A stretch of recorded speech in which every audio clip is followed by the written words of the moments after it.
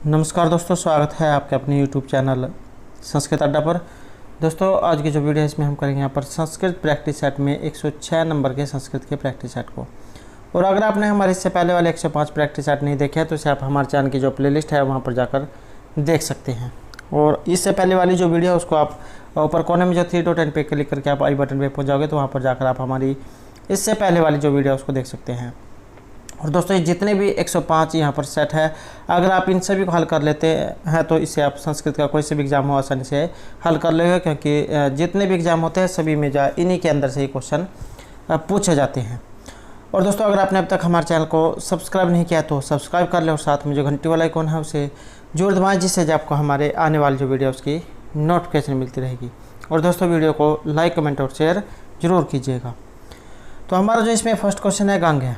तो यहाँ पर जो गांगे जो आया है इसमें प्रत्यय पूछा गया है। तो एक होता है प्रत्यय, एक होता है उपसर्ग। उपसर्ग जो है शब्द के शुरू में लगता है, जैसे प्रत्येक में प्रति उपसर्ग हो गया, और प्रत्यय जो है बाद में लगता है। तो यहाँ पर इसमें कौन सा प्रत्यय है, यहाँ पर बात करें तो यहाँ रहेगा ऑप्शन डी। तो यहाँ जो है यहाँ पर इसमें जो यहाँ पर प्रत्यय है ये रहेगा अण। गांगे प्लस अण, अण जो यहाँ पर प्रत्यय हुआ है। और तदितेषु चाम आदि एक सूत्र है, उससे वृद्धि होती है। और यस्यति च से आकार का लोप, उसके बाद जो यहाँ पर ये जो गंगा जो रूप है ये सिद्ध होता है। अगला जो क्वेश्चन है ये रहेगा यहाँ पर मासिक का। मासिक में प्रत्यय कौन सा है? तो मासिक में प्रत्यय इसमें रहेगा यहाँ पर ऑप्शन बी, ठ जो प्रत्यय उसका प्रयोग यहाँ पर हुआ है। और एक सूत्र है ठस्से का। तो ये क्या करेगा, यह जो यहाँ पर ठ जो दिया गया है इसका लोप हो जाता है बाद वाले का, और ठ शेष बचता है। तो ठ को एक जो है कर देता है, उसके बाद ये स्थितिचाय जो है उनसे होकर यहाँ पर ये मासिक रूप बनता है। तो नेक्स्ट क्वेश्चन है हमारा कि द्विकर्मक जो धातुएं धु, याच, पच आदि जो 16 धातुएं हैं, इनका क्रमवाच्य बनाने पर उनका गौण क्रम किस विभक्ति में आएगा? तो ये रहेगा यहाँ पर ऑप्शन ए इसमें प्रथमा विभक्ति में। तो ये जो यहाँ पर 16 धातुएं जो हैं धु, याच, पच, दंड, ची, ब्रू, सास, जी, मत, मुस, नी, री, क्री, तो इस प्रकार के जो ये यहाँ पर 16 जो धातुएं बताई गई हैं, तो इनके जो गौण क्रम है इसमें प्रथमा विभक्ति होगी। और एक श्लोक यहाँ पर जो बताया गया है कि गौणे क्रमणे धु आदि प्रधाने निहि कृष वह विभक्ति प्रथमा गया द्वितीय च तद अन्यतः है। तो यहाँ पर जो गौण क्रम ये किस विभक्ति में होगा, तो ये प्रथमा जो विभक्ति है इसमें रहेगा। अगला क्वेश्चन रहेगा निष्ठा का। निष्ठा संज्ञा किन प्रत्यय की होती है? इसमें आपने एक सूत्र सुन रखा होगा, कत कत्वतु निष्ठा। तो यहाँ पर कत कत्वतु की जो निष्ठा संज्ञा होती है। और एक एग्जाम में क्वेश्चन पूछा गया था टीटी वाला में कि सत्री और सानच की किस प्रकार की संज्ञा होती है? तो इनकी सत संज्ञा होती है। नेक्स्ट है इनमें से कौन सा प्रत्यय एक कृत्य प्रत्यय नहीं है? तो ये जो कैश जो प्रत्यय है यहाँ पर ये इसमें कृत्य प्रत्यय नहीं माना गया है। कृत्य जो प्रत्यय होता है इसके अंतर्गत 7 प्रत्यय माने जाते हैं, जिसमें तव्य, तव्य, अन्यर, यत, अण्यत और कयप और केलिमर। तो ये 7 प्रत्यय इसके अंतर्गत आते हैं।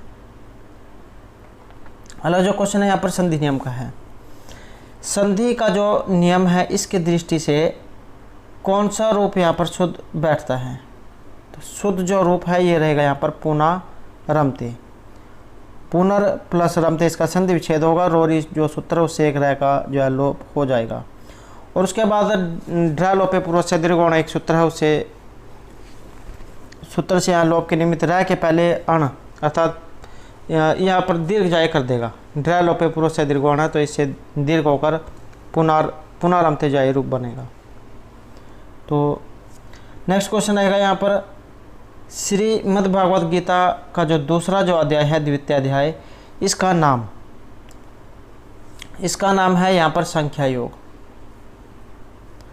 और जो महाभारत है, महाभारत में 18 पर्व हैं।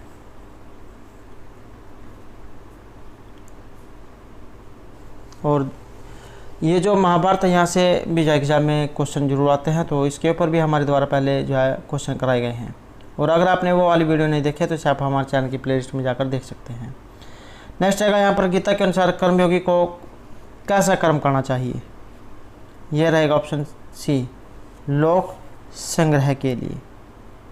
और इसके बारे में जो श्रीमद् भागवत गीता जो है उसका जो 3रा अध्याय है उसमें इसके बारे में बताया गया है। नेक्स्ट रहेगा नीलो घटा। ये जो यहाँ पर नीलो घटा है, इसमें गुण गुणी का कौन सा संबंध है। तो ये रहेगा ऑप्शन ए यहाँ पर समवाय संबंध। यत् स्मेत कार्यम उत्पद्यते तत् समवाय कारणम। नेक्स्ट रहेगा न्याय शास्त्र में प्रमेयों की संख्या। तो ये जो न्याय शास्त्र है इसमें जो प्रमेय है इनकी संख्या कितनी मानी गई है। तो इनकी संख्या मानी गई है 12। जैसे आत्मा, शरीर, इंद्रिय, अर्थ, बुद्धि, मन, प्रवृत्ति, दोष, प्रत्यभाव, फल, दुख और अपवर्ग। तो इस तरह से इनके जो संख्या 12 हैं। अगला क्वेश्चन आएगा यहाँ पर संख्या दर्शन का। तो इसका मूल सिद्धांत क्या है। तो इसका जो मूल सिद्धांत है ये रहेगा यहाँ पर प्रकृति और पुरुष का विवेकी होना। प्रकृति और जो पुरुष है इनका जो संयोग है ये पंगु, अंधवत अर्थात अंधे और लंगड़े के समान माना गया है। नेक्स्ट आएगा यहाँ पर संख्या के अनुसार इंद्रियों की उत्पत्ति होती है। तो ये होती है यहाँ पर अहंकार से। नेक्स्ट है वेदांत सार में निर्विकल्पक समाधि के अंग गिनाए गए हैं। तो निर्विकल्पक समाधि के अंग तो ये हैं यहाँ पर 8। आपने इनके बारे में पहले भी सुना होगा। यम, नियम, आसन, प्राणायाम, प्रत्याहार, धारणा, ध्यान, समाधि। तो ये जो है यहाँ पर निर्विकल्पक समाधि के अंग हैं। नेक्स्ट है वेदांत सार जो है उसके अनुसार यहाँ पर सूक्ष्म शरीर के जो अवयव है ये कौन से हैं। तो सूक्ष्म शरीर के अवयव तो यहाँ पर ये 17 इसमें बताए गए हैं। 5 ज्ञानेंद्रिय, 5 कर्मेंद्रिय, 5 वायु, बुद्धि और मन। 5 जो ज्ञानेंद्रिय कौन कौन सी होती हैं, जैसे श्रोत्र, त्वक, चक्षु, जिह्वा, घ्राण। 5 कर्मेंद्रिय कौन सी है, वाक, पानी, पाद, वायु। 5 जो कर्मेंद्रियाँ वाक, पानी, पाद, वायु और उपस्थ। और 5 वायु है, अपान, उदान, व्यान, समान। तो इस प्रकार से 5 जो है वायु है, बुद्धि और मन। तो इनको मिलाकर जो है यहाँ पर ये 17 हो जाती हैं। नेक्स्ट आएगा कुमारिल भट्ट इनमें से क्या थे। तो ये थे यहाँ पर मीमांसक।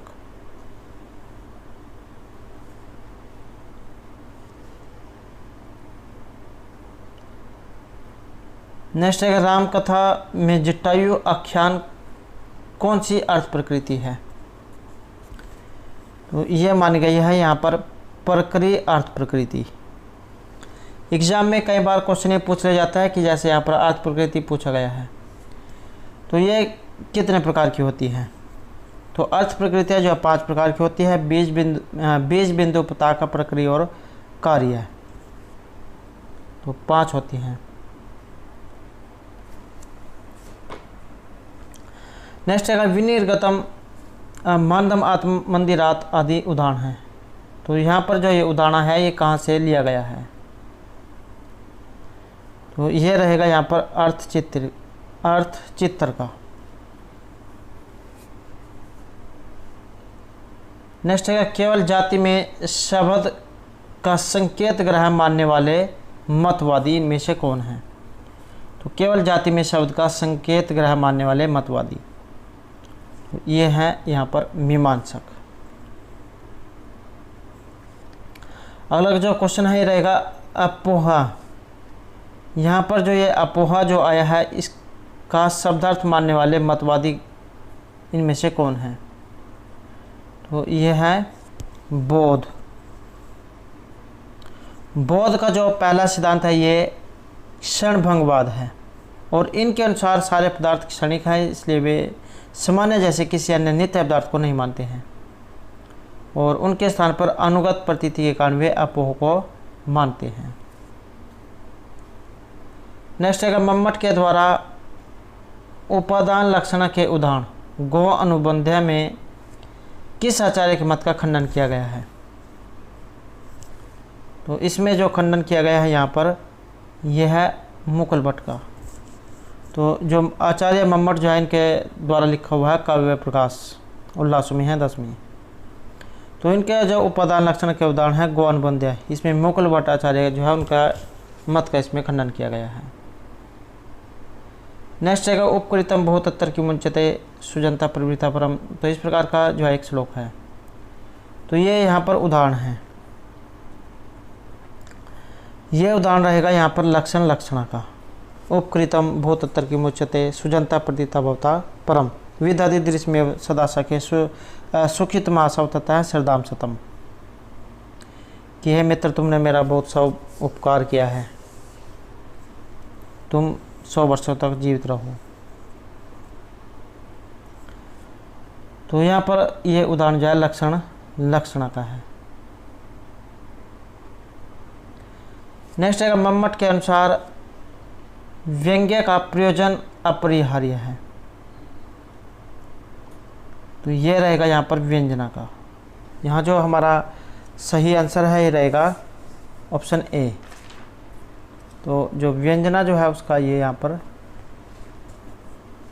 जो लक्षण है ये बताया गया है।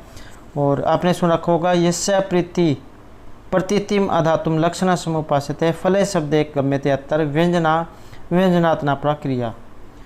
तो यहाँ पर जो मम्मट अनुसार जो है व्यंग्य रूप प्रयोजन में यहाँ पर व्यंजना अपरिहार्य है।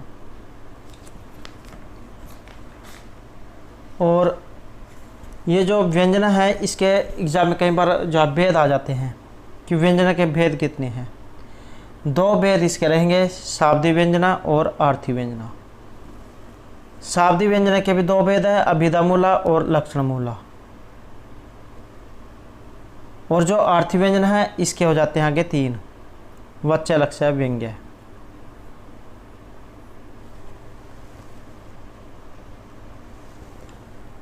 नेक्स्ट जो क्वेश्चन है यहाँ पर रस निष्पत्ति के संदर्भ में साधारणीकरण का सर्वप्रथम प्रयोग किया है। तो ये जो सर्वप्रथम प्रयोग जो है ये किया गया यहाँ पर भट्ट नायक के द्वारा। आंसर ऑप्शन बी रहेगा। इनके अनुसार रस जो मुख्य रूप से अनुकार्य राम आदि में रहता है तथा उनका अनुकर्ता होने के कारण गौण रूप से नट में भी रस की स्थिति मान जाती है। और ये जो यहाँ पर आचार्य जो आए हैं जैसे भर्तमुनि आनंदवर्धन, इन सभी के जो काव्य लक्षण हैं ये एग्ज़ाम में कई बार जब पूछ लिए जाते हैं और इनके ऊपर जो हमारे द्वारा पहले भी वीडियो बनाई गई है जिसमें इनके महत्वपूर्ण जो लक्षण हैं इनको बताया गया है। तो जैसे यहाँ पर जो भामा है हमारे भामक आ गया तो इनका लक्षण रहेगा शब्दार्थो संयुतो काव्यम गद्य पद्यम च द्विधा। वामन है इनका रहेगा काव्य शब्दावयम गुण अलंकार संस्कृतियों शब्दार्थियों वर्तते। रुद्रट का है शब्दार्थो काव्यम और हेमचंद्र का है अदोषौ सगुणौ स आत्मकारो च शब्द अलंकारो काव्यम। वाग्भट निर्दोषो शब्दार्थो निर्दोषो सगुणो प्राय है स अलंकारो च काव्यम। विद्यानाथ गुण अलंकार सहितो शब्दार्थो दोष अवर्जितो। और जो विद्याधर है इनका है शब्दार्थो वपुरस्य तत्तर विवधेरई आत्म अभिधायी ध्वनि। तो उसमें जो है इसमें पहले वाली जो वीडियो है उनमें जो इसके उदाहरण दिखाए भी गए हैं और उसके बारे में बताया भी गया है। तो आप जो है उन पहले वाली वीडियो को जरूर देखिएगा। नेक्स्ट है अभिनव गुप्त के मत के अनुसार यहाँ पर रस की प्रतीति कैसी है। तो ये है उभय स्वरूप। और अभिनव गुप्त जो है उन्होंने अभिव्यक्तिवाद जो है इसकी स्थापना की है। नेक्स्ट है मम्मट की सम्मति में गुण। तो मम्मट की सम्मति में गुण किस प्रकार का है? यह माना गया है यहाँ पर रस के उत्कर्षदायक तत्व।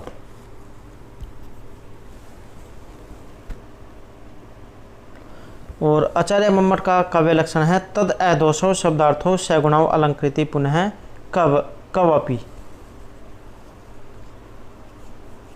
वह शब्दार्थ युगल काव्य कहलाता है जो दोषों से रहित, गुण सहित, कहीं कहीं स्पष्ट अलंकार से रहित भी होते हैं। नेक्स्ट रहेगा शब्दगत एवं अर्थगत 20 गुणों के प्रतिपादक आचार्य हैं। तो ये है यहाँ पर आचार्य वामन। काव्य शब्दों एवं गुण अलंकार संस्कृतियों शब्दार्थियों वर्तते। तो ये यहाँ पर इनका काव्य लक्षण है। और जो आचार्य मम्मट है ये 3 ही गुणों को मानते हैं, माधुर्य, ओज और प्रसाद गुण।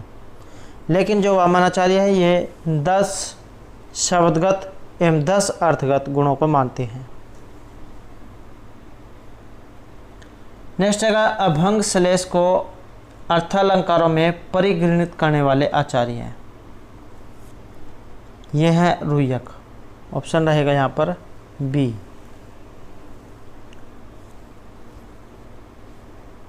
नेक्स्ट है सकल कलम पुरमेत जातम संप्रति शुद्धांशु बिंबम में मम्मट के अनुसार यहाँ पर अलंकार। तो ये जो यहाँ पर पंक्ति दी गई है इसमें अलंकार कौन सा है? इसमें रहेगा ऑप्शन ए यहाँ पर उपमा अलंकार।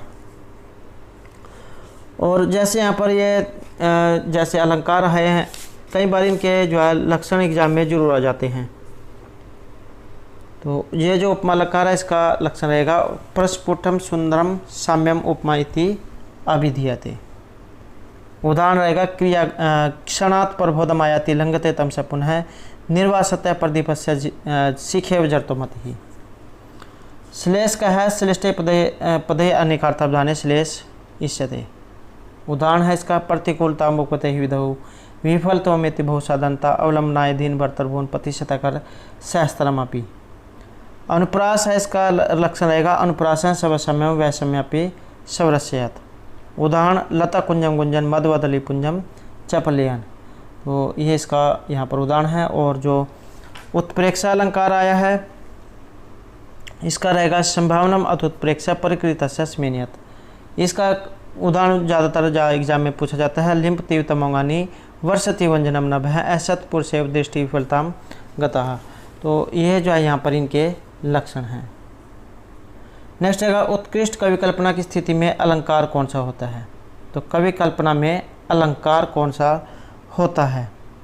तो ये रहेगा ऑप्शन सी जहाँ पर संभावना मात्र उत्प्रेक्षा प्रकृतस्य स्मेनियत। तो उत्प्रेक्षा वहाँ पर अलंकार होता है। और जो रूपक अलंकार है इसका लक्षण रहेगा तद अरूपकम भेदो या उपमान उपमेय हो। उपमान और उपमेय में अभेद का आरोप रूपक अलंकार। नेक्स्ट है उपमेय को असत्य सिद्ध कर उपमान का सत्य रूप से स्थापित करने में अलंकार कौन सा होगा? तो यहाँ पर जो अलंकार है ये पूछा गया है उपमेय को असत्य सिद्ध करने पर। यह रहेगा यहाँ पर ऑप्शन डी। इसमें जो अपहनुति जो अलंकार है ये इसमें माना गया है।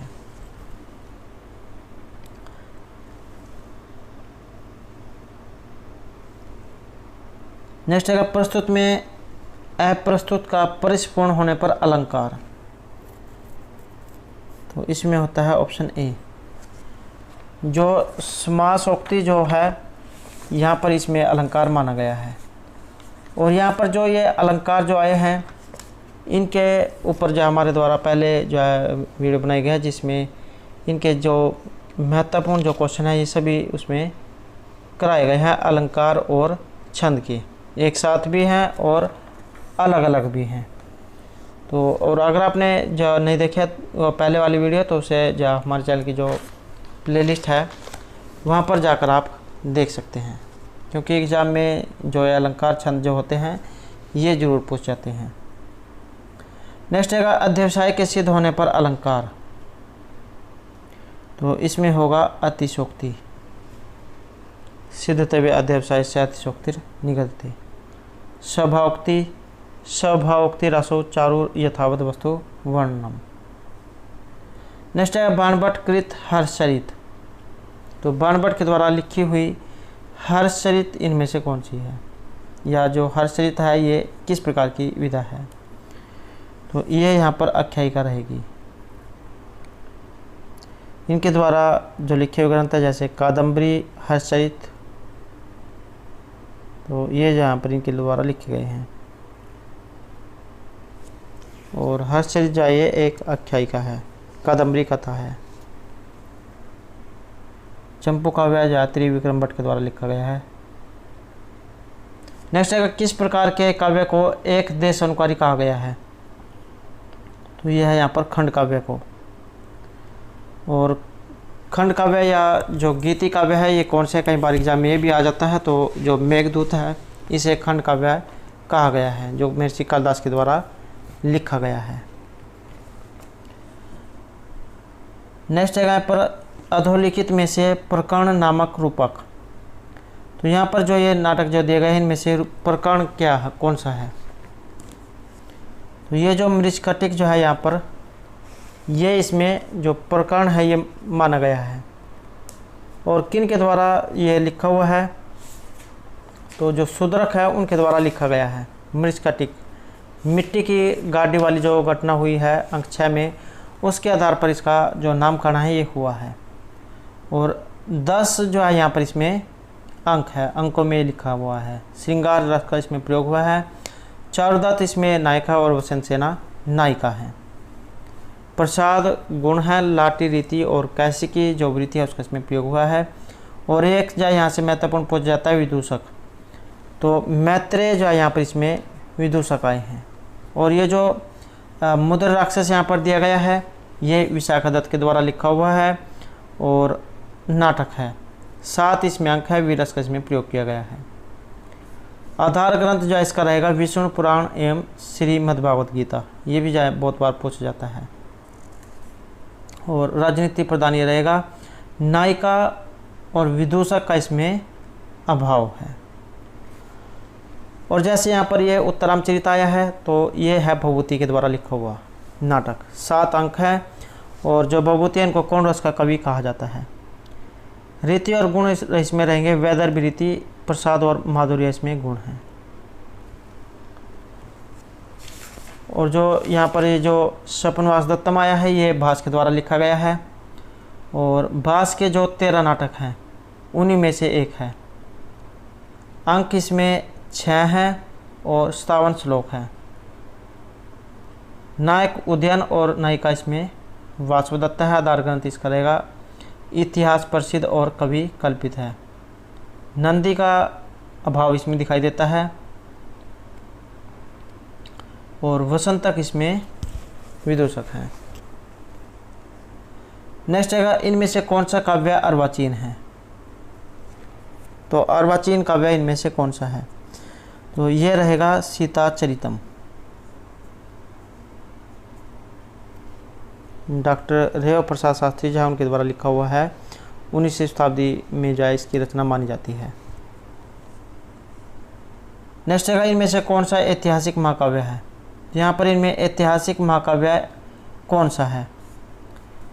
ये जो विक्रमांक देवचरित जो यहाँ पर दिया गया है ये यहाँ पर ऐतिहासिक महाकाव्य इनमें माना गया है।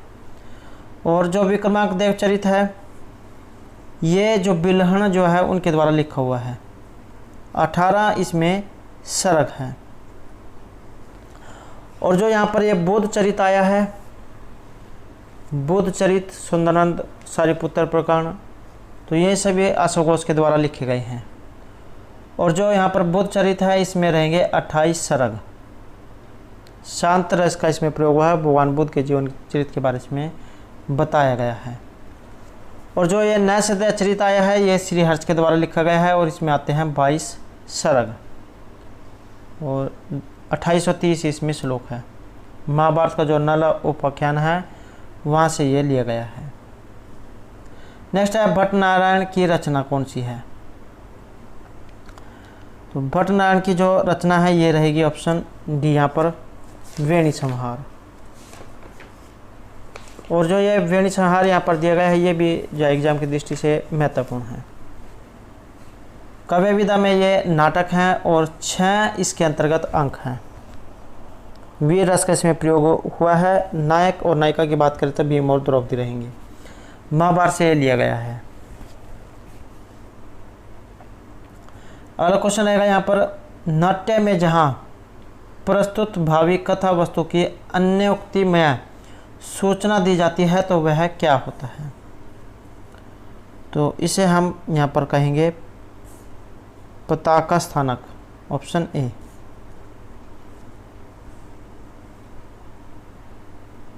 कार्य की अवस्थाएं जाए मानी गई हैं। बीज बिंदु, पताका, प्रक्रिया और कार्य है 5। नेक्स्ट आएगा रूपक में भूत अथवा भावी घटनाओं की सूचना जहां मध्यम पात्र के द्वारा दी जाती है तो वह क्या होता है? तो उसे विस्कंभक कहा जाता है। विस्कंभक जो होता है इसका प्रयोग अंक के शुरू में होता है, प्रारंभ में, और इसमें मध्यम कोटि के जो पात्र ये आते हैं। और विस्कंभक की भाषा है संस्कृत।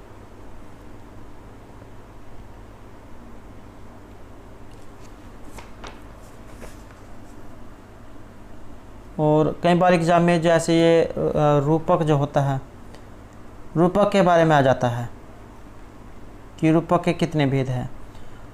रूपक के होते हैं 10 भेद। नाटक, प्रकरण, भाण, व्ययोग, समकार, डिम, इहमरिक, अंकविधि और प्रहसन। और रूपक के उपरूपक के होते हैं 18। तो इसके साथ ये भी आपने याद रखना है। नेक्स्ट है यहाँ पर फल आगम की परिगणना होती है। तो फलागम की जो परिगणना है ये रहेगी ऑप्शन बी यहाँ पर कार्यावस्थाएं। कार्य की जो अवस्थाएं हैं 5 होती हैं। आरंभ, यत्न, प्राप्त्यासन, यथाप्ति और फलागम।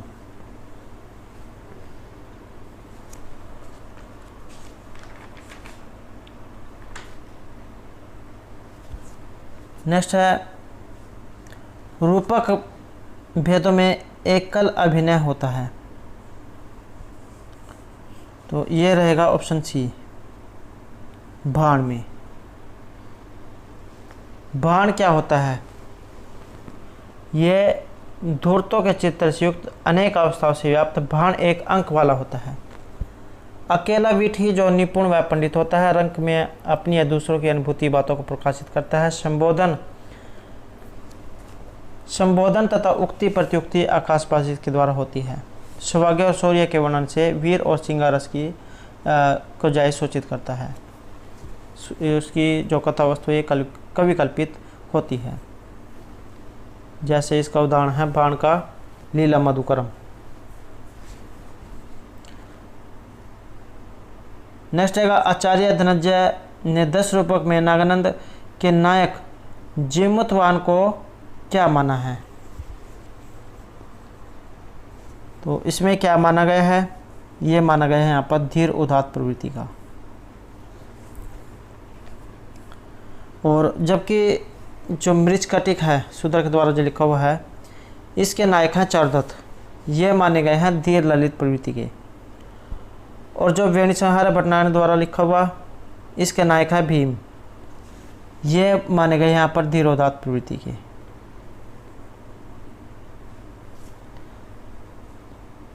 नेक्स्ट है इनमें से कौन सा महाकाव्य 50 स्वर्गों में बंधा हुआ है?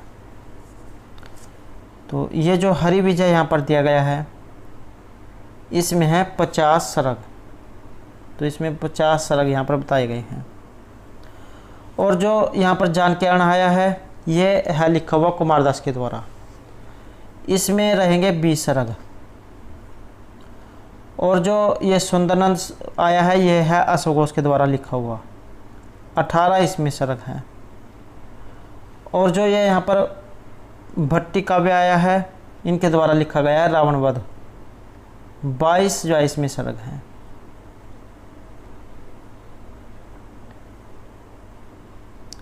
नेक्स्ट है गंगा यमुना के संगम का वर्णन, ये किस में है? तो ये जो है कालिदास का जो रघुवंश है इसमें इसके बारे में बताया गया है। और ये जो रघुवंश जो यहाँ पर दिया गया है ये है यहाँ पर महर्षि कालिदास के द्वारा लिखा हुआ। और 19 जो है यहाँ पर इसमें सर्ग हैं, 1569 श्लोक हैं। उपजीव्य ग्रंथ है इसका रामायण। कहीं कहीं पर आपको 29 और कहीं कहीं पर 31 राजाओं का वर्णन इसमें देखने को मिलेगा। काव्य विधा में ये महाकाव्य में आता है। नेक्स्ट है प्रश्न राघव नाटक के रचयिता इनमें से कौन है? तो ये है यहाँ पर जयदेव। 7 जो है इसमें अंक हैं। और रामायण का जो है यहाँ पर ये उपजीव्य ग्रंथ माना गया है। नेक्स्ट क्वेश्चन है यहाँ पर अभिज्ञान शकुंतलम का जो चौथा अंक है इसमें लोको नियमित इव आत्मदशांतरेषु जो ये पद्यांश आया है इसमें अलंकार कौन सा है? तो इसमें अलंकार माना गया है उत्प्रेक्ष अलंकार। संभावना मात्र उत्प्रेक्ष प्रकृत सस्मिनियत, तो उत्प्रेक्ष अलंकार यहाँ पर इसमें माना गया है। नेक्स्ट रहेगा मेघदूत में यक्ष वक्र पंथा यद्यपि भवता है यदि आदि कहकर मेघ से किस नगरी में जाने का बारे में कह रहे हैं। तुम्हारे मार्ग या टेढ़े मेढ़े होंगे लेकिन फिर भी तुम्हें जाए उस नगरी में जाना है। तो ये नगरी में कौन सी में जाना है? ये जाना है उसे उज्जैनी नगरी में। वक्र पंथा यद्यपि भवता है प्रस्थित उत्तरश्याम, तो इसमें जो यहाँ पर ये उज्जैनी के बारे में कहा गया है। कालिदास जौन के द्वारा लिखा हुआ है।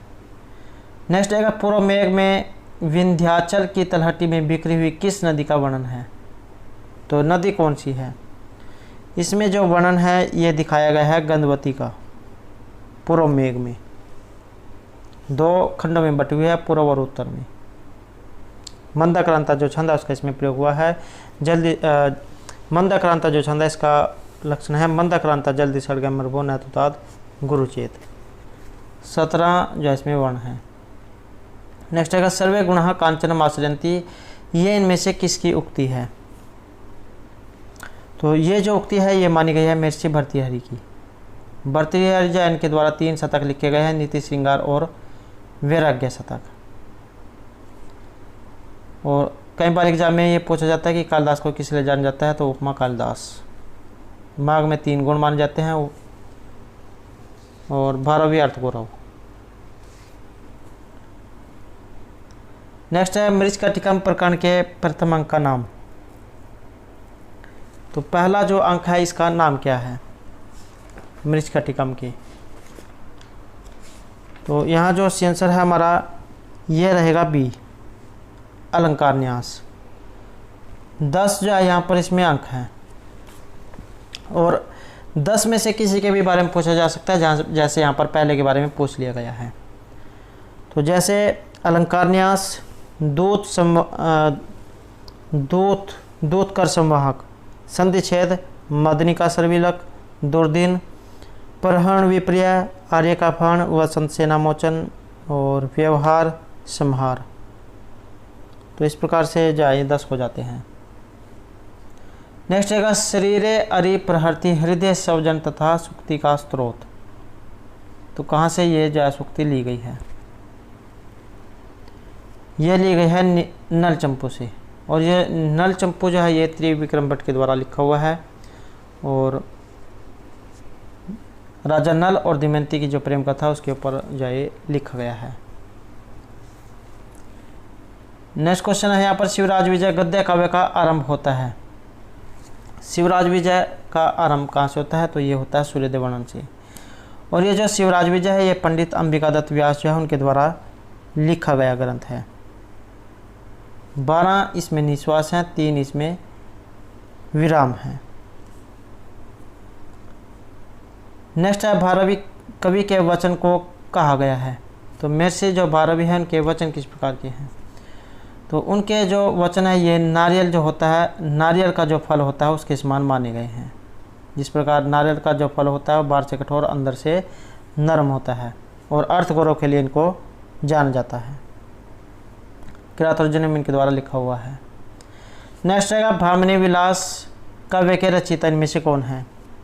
तो ये जो पंडित जगन्नाथ जो है इनके द्वारा लिखा गया है भामिनी विलास। और एग्जाम में इनके अलावा भी आ सकती है, इनके द्वारा अन्य रचनाएं भी लिखी गई हैं, जैसे गंगा लहरी, पीयूष लहरी, सुधा लहरी, लक्ष्मी लहरी, करुणा लहरी। और इसे आप आसानी से याद रख सकते हैं कि इनके द्वारा लिखे हुए ग्रंथ कौन कौन से हैं। जिनके पीछे लहरी लिखा हुआ होगा तो वे जो है इनके द्वारा लिखे गए हैं, जैसे गंगा लहरी, पीयूष लहरी, सुधा लहरी, लक्ष्मी लहरी, करुणा लहरी, तो ये जो है इनके द्वारा लिखी गई हैं। और विश्वनाथ के द्वारा लिखा हुआ है साहित्य दर्पण, 10 परिच्छेदों में है। क्षेमेंद्र जो है इनके द्वारा लिखा गया ग्रंथ है औचित्य विचार चर्चा।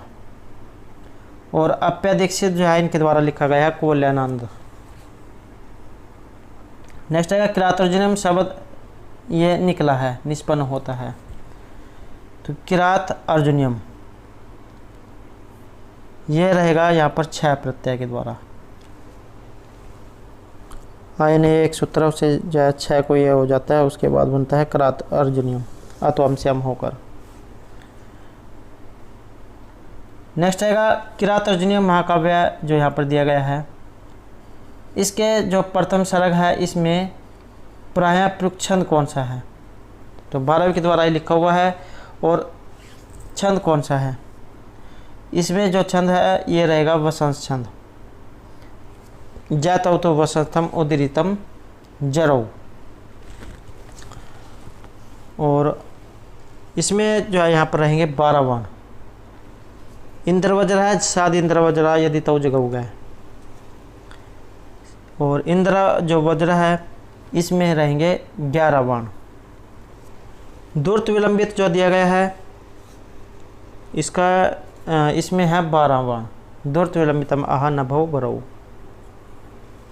इंद्र वज्र और उपेंद्र वज्र इन दोनों का मिश्रण होता है उपजाति छंद। नेक्स्ट है भास्कृत अधोलिखित नाटकों में से कौन सा रामायण मूलक है? तो रामायण मूलक इनमें से कौन सा है? ये माना गया है यहाँ पर अभिषेक नाटक को। भास के 13 नाटकों में से एक रहेगा ये। नेक्स्ट है किस प्राचीन गद्य काव्य में लोक जीवन का सबसे अधिक चित्रण है? तो लोक जीवन का सबसे अधिक जो चित्रण है ये इसमें किस में हुआ है? ये हुआ है 10 कुमार चरित में। और किसके द्वारा लिखी हुई है? दंडी के द्वारा। 10 राजकुमार जो है उसके बारे में बताया गया है। 10 राजकुमार अलग अलग दिशाओं में जाते हैं और सभी जब बाद में जब मिलते हैं तो अपने साथ होने वाली घटनाओं के बारे में आपस में बताते हैं। नेक्स्ट है श्रृंगार अमृत शीतांशु का विशेषण किस काव्य के लिए प्रसिद्ध है? ये काव्य है यहाँ पर नैषधीयचरितम। श्री हर्ष जयंत के द्वारा ये लिखा गया है। और जो नैषधीयचरित है इसमें आए हैं 22 सर्ग।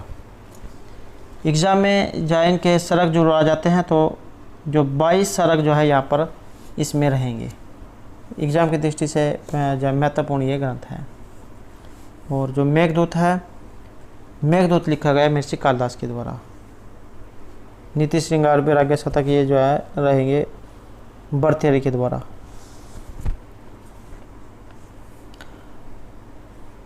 नेक्स्ट है यहाँ पर अधोलिखित में से कौन सा गीति काव्य नहीं है? तो यहाँ पर नहीं में पूछा गया है। तो गीति काव्य श्रेणी में नहीं आता है मत विलास। बाकी और ये तीनों जो दिए गए हैं अमृत शतक, गीत गोविंद, भामिनी विलास, तो सभी गीति काव्य यहाँ पर रहेंगे। नेक्स्ट क्वेश्चन है सर्वप्रथम जो पंचतंत्र है इसका संपादन किस विदेशी विद्वान ने किया था? विष्णु शर्मा उनके द्वारा लिखा गया ग्रंथ है। और विदेशी विद्वान कौन से थे? तो इनका नाम था हर्टेल, ऑप्शन बी। 5 तंत्र इसमें रहेंगे, पंचतंत्र। नीति कथाएं इसमें बताई गई है। नेक्स्ट है क्षेमेंद्र रचित काव्य में से एक नहीं है। तो यहाँ पर क्षेमेंद्र के द्वारा लिखा हुआ ग्रंथ नहीं है, ये माना गया है यहाँ पर कर्पूर मंजरी को। बाकी और जो रामायण मंजरी, भरत मंजरी, वृत्त कथा मंजरी जो दी गई है सभी जो है इनके द्वारा लिखी गई है। और ये जो कर्पूर मंजरी है ये रहेगी राजशेखर के द्वारा, जवनी का जो है उसका उदाहरण है। नेक्स्ट है संस्कृत साहित्य में हास्य व्यंग्य का सर्वश्रेष्ठ रचनाकार माना जाता है, तो ये इनमें से किसे माना जाता है? तो हास्य व्यंग्य का सर्वश्रेष्ठ रचनाकार ये जो क्षेमेंद्र जो है इनको माना जाता है। सी आंसर ऑप्शन बी रहेगा। नेक्स्ट क्वेश्चन है बृहत्त्रयी के अंतर्गत कौन सा एक नहीं आता है? एक होता है लघुत्रयी और दूसरा होता है बृहत्त्रयी। तो यहाँ पर बृहत्त्रयी के अंतर्गत एक नहीं आता है, यह है रघुवंश। रघुवंश जो है यहाँ पर लघुत्रयी में ये गिना जाएगा। लघुत्रयी में आते हैं कुमार संभव, मेघदूत और ये रघुवंश। और नैसर्चरित में आएंगे ये तीनों, शिशुपाल, नैसर्चरित और किरातार्जुनीय। नेक्स्ट आएगा हितम मनोहारी च दुर्लभम वाचा है। ये जो सूक्ति जो यहाँ पर आई है ये किस काव्य की है? ये है यहाँ पर ऑप्शन डी किरात अर्जुनम की। किरात अर्जुनम जो ये जो भारवी के द्वारा लिखा हुआ है। हितकारी और मनोहर जो वचन होते हैं ये दुर्लभ होते हैं। वो नेचर जो है ये युधिष्ठिर से कह रहा है द्वैतवन में। नेक्स्ट क्वेश्चन है अधोलिखित में से कौन सा सिद्धांत ध्वनि सिद्धांत का मूल आधार है? तो ये जो स्फोटवाद यहाँ पर आया है ये रहेगा ध्वनि सिद्धांत का मूल आधार।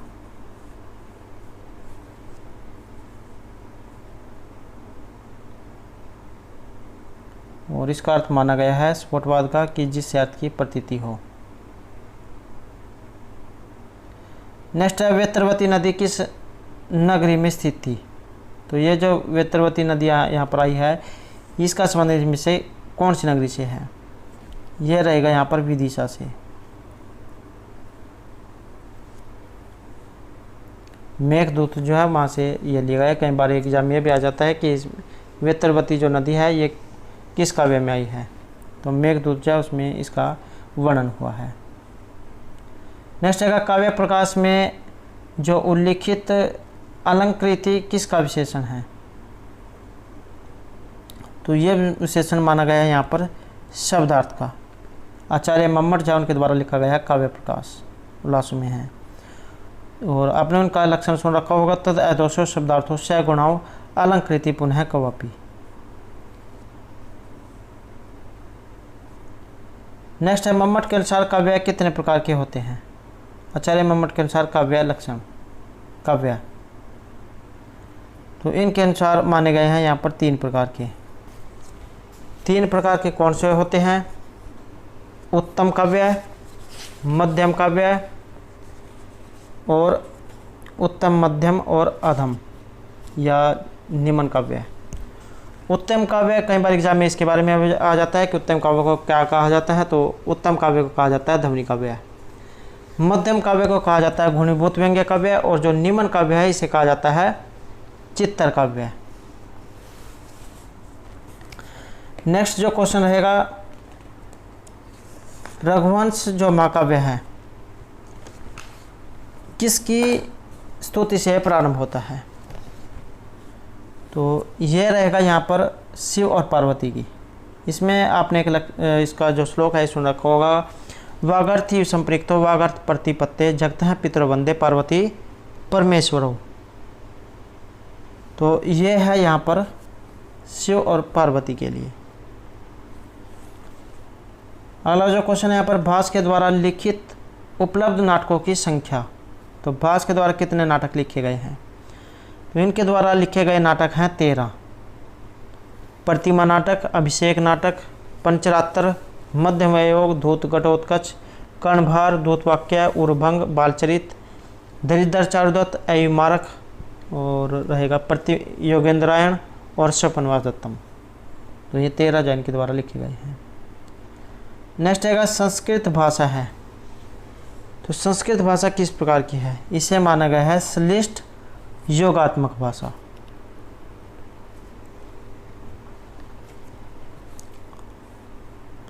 नेक्स्ट आएगा अपभ्रंश। तो यहाँ पर जो ये अपभ्रंश आई है किस प्रकार की भाषा है? इसे माना गया है यहाँ पर मध्यकालीन भारतीय आर्य भाषा।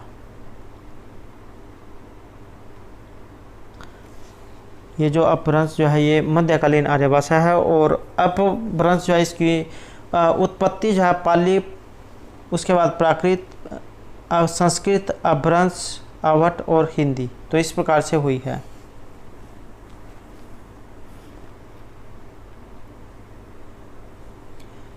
अगला क्वेश्चन है, पाली में संस्कृत की ध्वनि नहीं मिलती है। तो पाली में एक संस्कृत की ध्वनि नहीं है, ये रहेगी आई। अगला जो क्वेश्चन है, अर्थ संकोच का उदाहरण। तो यहाँ पर जो अर्थ संकोच का उदाहरण है ये माना गया है सरसीज। नेक्स्ट है धर्म का धम होना। तो ये इनमें से किसका उदाहरण है? यह माना गया है यहाँ पर समीकरण का। नेक्स्ट है किस नियम में ग द ब ये हो जाते हैं क त प को। तो तीसरा क को ग त थ द प फ ब, तीसरा जो यहाँ पर हो गया है, या आप ग को पहला कह सकते हैं। तो यह कौन से नियम में हुआ है? यह माना गया यहाँ पर ग्रिम नियम में, और इनका जो नियम है इस पर जर्मन विद्वान है याकोब, तो इनका प्रभाव पड़ा है। नेक्स्ट है व्यंग्य प्रयोग इनमें से किसका कारण है? तो यह कारण माना गया है यहाँ पर अर्थ परिवर्तन का। अगला क्वेश्चन रहेगा प्रयत्न लाघव। प्रयत्न लाघव किसका एक कारण है? यह माना गया है यहाँ पर ध्वनि परिवर्तन का।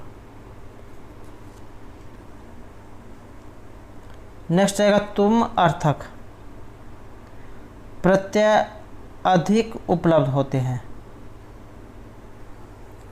तो ये किस में प्राप्त होते हैं? यह रहेगा यहाँ पर वैदिक संस्कृत में। नेक्स्ट रहेगा लेट लकार प्रयुक्त होता है। तो 10 जो लकार माने गए हैं, लट, लोट, विदलिंग, लंग, लिट, लिट, लिंग, लुंग, लेट, लुट। तो इस प्रकार से 10 ये लकार माने गए हैं। तो लेट जो यहाँ पर लकार है इसका प्रयोग होता था वैदिक संस्कृत में।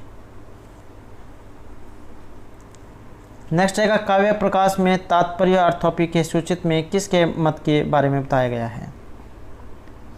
तो यहाँ बताया गया है मीमांसकों के बारे में।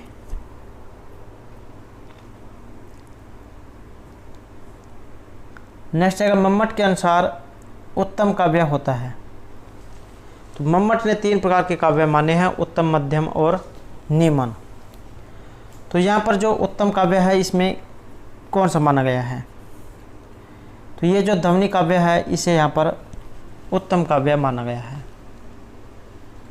आपने इसमें लक्षण सुन रखा होगा इसका, इदम उत्तम अतिशयनी व्यंग्य वाचा ध्वनि बुद्धि कथित है। जहाँ वाच्यार्थ की अपेक्षा व्यंग्यार्थ की चमत्कारता दिखाई जाती है तो वहाँ पर उत्तम काव्य होता है।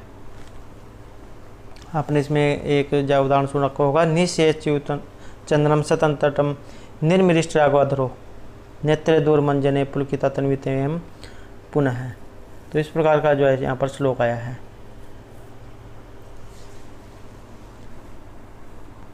अगला क्वेश्चन है ग्राम तरुणम तरुणया। यहाँ पर यह किसका उदाहरण है?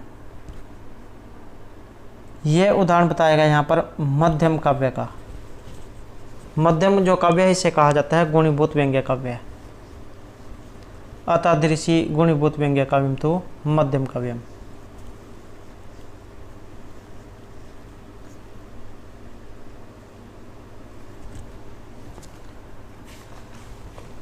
जहाँ पर इसका अगर हम लक्षण की बात करें तो जहाँ वाच्यार्थ की अपेक्षा व्यंग्यार्थ में अधिक चमत्कारता न पाई जाए वहाँ उसे जो है मध्यम काव्य कहा जाता है।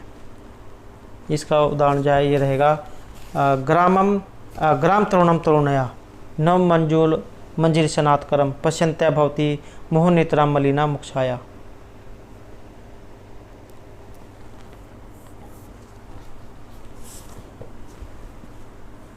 अगला क्वेश्चन आएगा मम्मट के अनुसार काव्य का प्रधान प्रयोजन। तो मम्मट के अनुसार काव्य का जो प्रधान प्रयोजन है ये रहेगा सद्य है परिनिर्वृत्ति। और 6 काव्य के प्रयोजन बताए गए हैं। कौन कौन से? काव्यमय से अर्थकृत्य व्यवहार विदे श्वेतन रक्षते सद्य परिनिर्वृत्ति और कांता समति उपदेश उज्जे। तो 6 प्रकार के काव्य के प्रयोजन ये बताए गए हैं। नेक्स्ट है इनमें से कौन सा अनुप्रास का भेद नहीं है? तो अनुप्रास का एक भेद नहीं है यहाँ पर, ये मध्य अनुप्रास, वर्ण अनुप्रास, पद अनुप्रास ये माने गए हैं। और वर्ण अनुप्रास इसके 2 और पद अनुप्रास के 4। नेक्स्ट है किस अलंकार में उपमान पक्ष उपमेय पक्ष का निगरण कर लेता है? उपमान पक्ष उपमेय पक्ष का निगरण ये कर लेता है अतिशयोक्ति अलंकार में।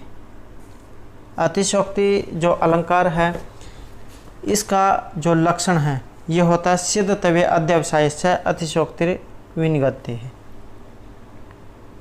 जहाँ उपमेय में उपमान का आरोप निश्चित हो अर्थात सिद्ध हो तो वहाँ पर अतिशयोक्ति अलंकार होता है।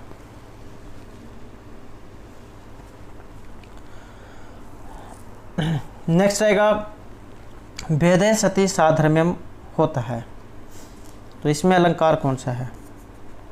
इसमें रहेगा उपमा अलंकार, साधर्म्यम उपमा भेदे। नेक्स्ट है यहाँ पर किस अलंकार में कारण होने पर भी कार्य नहीं होता है? तो ये होता है विशेषोक्ति अलंकार में। विशेष उक्ति खंडेशु कारणेशु फलावचय है। आचार्य जो मम्मट है उन्होंने इसके बारे में कहा है। नेक्स्ट है भूत एवं भावी घटनाओं की सूचना देने वाला नाट्य प्रयोग, यह है विस्कंभक। और जो शुद्ध विस्कंभक है इसकी भाषा संस्कृत मानी गई है। नेक्स्ट है श्रृंगार रस में कौन सी वृत्ति का प्रयोग होता है? तो इसमें जो वृत्ति मानी गई है ये मानी गई है भारती। श्रृंगारे कैसकी वीरे सातवती आर्भटी पुनः रसे रौद्रे चय विभत्से वृत्ति सर्वत्र भारती। अगला क्वेश्चन यहाँ पर ध्वन्यालोक में काव्य से आत्मा से एव अर्थ है से अभिप्राय क्या लिया गया है? काव्य से आत्मा से एव अर्थ है तो यह लिया गया यहाँ पर प्रतीयमान अर्थ से।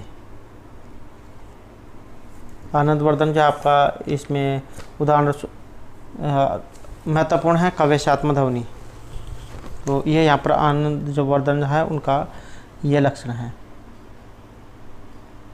नेक्स्ट है अधोलिखित युग्मों में से कौन सा युग्म है जो विरोधी होकर भी एक दूसरे का अनुपूरक है? तो ये है यहाँ पर विभावना और विशेष उक्ति, विशेष उक्ति। नेक्स्ट है रस निष्पत्ति के प्रसंग में भुक्तिवादी आचार्य इनमें से कौन से हैं? तो ये आचार्य माने गए हैं यहाँ पर भट्ट नायक। भट्टलोल्लट जो है ये उत्पत्तिवादी के हैं और अभिनवगुप्त अभिव्यक्तिवादी और जो श्री शंकुक है ये है अनुमितिवादी। नेक्स्ट है काव्य शास्त्रियों में आचार्य मम्मट हैं तो किस प्रकार के इनको माना गया है? इन्हें माना गया है यहाँ पर समन्वयवादी। नेक्स्ट क्वेश्चन है अधोलिखित में किसकी वृद्धि संज्ञा नहीं होती है? तो यहाँ पर एक की वृद्धि संज्ञा इनमें से नहीं होगी तो ये माना गया है यहाँ पर ओ की। अध्ययन गुण 117 उससे होती है गुण संज्ञा, वृद्धि आदेश से वृद्धि संज्ञा।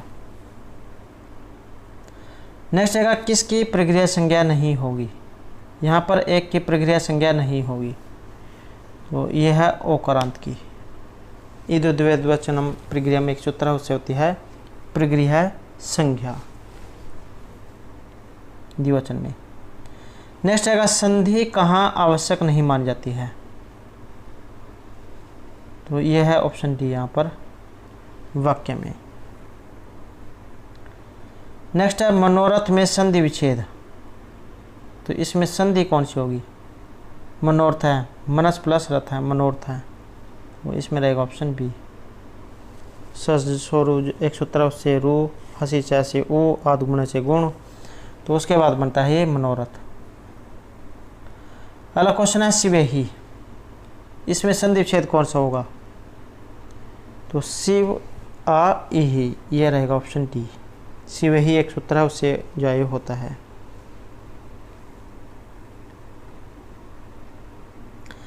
नेक्स्ट आएगा विद्वान प्लस लिखती का संधि कौन सी होगी? इसकी संधि मानी गई है यहाँ पर, ये ऑप्शन डी, विद्वाल लिखती ना बनेगा इसका। उसके बाद तोरली 117 इसको जाला कर देगा, तो विद्वान लिखती ये बनेगा। नेक्स्ट क्वेश्चन है यहाँ पर सम प्लस कर्ता के द्वारा संधि रूप नहीं बनेगा, तो ये माना गया है यहाँ पर ऑप्शन डी।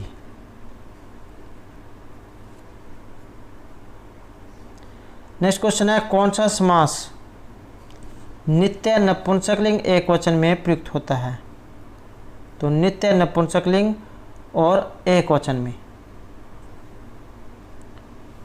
तो ये रहेगा यहाँ पर इसमें ऑप्शन ए, अव्ययभाव समास। नेक्स्ट क्वेश्चन है यहाँ पर समानाधिकरण तत्पुरुष समास का नाम। तो ये जो समानाधिकरण तत्पुरुष समास है इसका नाम क्या है? इसका नाम है यहाँ पर कर्मधारय समास। तत्पुरुष जो समास है उसी के भेद है ये कर्मधारय समास। नेक्स्ट आएगा को पुत्र में समास कौन सा है? को पुरुष है, को तिस्सित पुरुष है, तो यहाँ पर इसमें पूछा गया है समास, इसमें रहेगा प्रादि तत्पुरुष समास। नेक्स्ट क्वेश्चन है बहुब्रीहि का। तो बहुब्रीहि समास में कौन सा पद प्रधान होता है? तो इसमें अन्य पद प्रधान होता है, न तो पूर्व न ही उत्तर, बल्कि जो अन्य पद है ये प्रधान होता है। सूत्र है प्रायण अन्य पदार्थों प्रधान बहुब्रीहि, तो जिसमें अन्य पद प्रधान होगा उसे कहेंगे बहुब्रीहि समास। अगला क्वेश्चन है निष्कौशाम्बी में समास। तो यहाँ पर जो ये निष्कौशाम्बी आया है इसमें समास कौन सा है? इसमें माना गया है गति तत्पुरुष समास को। निराध्याय क्रांतादर्थे पंचम्या सूत्र है, इससे जो है यहाँ पर ये गति तत्पुरुष समास इसमें होगा। नेक्स्ट है संस्कृत में कारकों की संख्या। तो संस्कृत में कारक कितने होते हैं? यहाँ पर माने गए हैं 6 कारक। संबंध जो कारक है उसे कारकों की श्रेणी में यहाँ पर नहीं माना गया है। अगला क्वेश्चन है यहाँ पर कर्मवाच्य और भाववाच्य में कर्ता में कौन सी विभक्ति होती है? तो कर्मवाच्य और भाववाच्य में कर्ता में कौन सी विभक्ति होती है? तो यहाँ पर रहेगी इसमें तृतीय जो है ये इसमें होती है।